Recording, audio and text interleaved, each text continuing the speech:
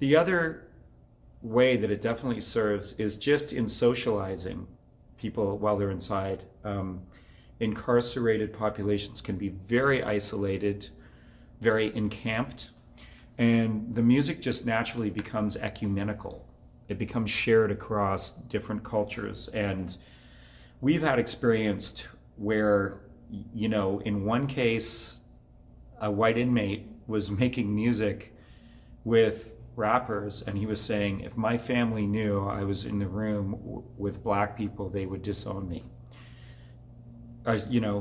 Not a shocking statement, and also something that then led to weeks of conversation, and I would think would affect that person's attitude when they're on the outside. By taking care of music together and by creating a proper form of interdependence, I think we witness what other people are useful for. We build trust, and we realize that a lot is possible when we have that trust. And that's trust that has often been denied folks who end up in prison long before their incarceration. Some of the cultural sensitivities I'd say that we have to recognize from the general population, I'll start with there, is the stigmatization of incarceration, and scapegoating thereby, because it's easy to pick on someone who's already been fingered for doing harm, and then triggering people who are traumatized.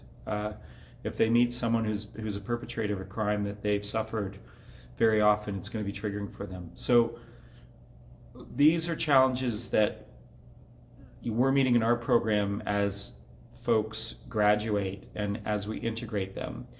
The different ways of addressing this, I would say, immediately stem from communications, and then just following the legal codes as they are.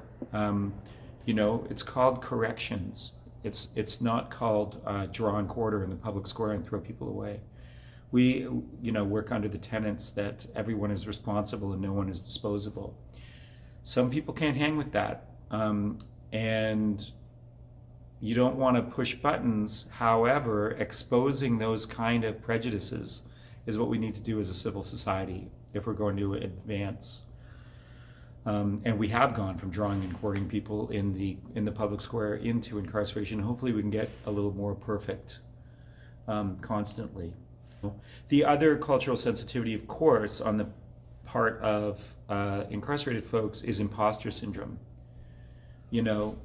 When people start taking responsibility for themselves, it's scary. It's scary. I mean, you've been depending on an institution almost the way we are when we're in school. And so how that is met is actually being vulnerable yourself. I, as an artist, have to relate all the time. Oh yeah, I was scared shitless that time on stage. Or this is what I learned from this person. Or when I bring in people to do workshops, and an incarcerated person will say to me, wow, I learned a lot that day. I learned a lot that day.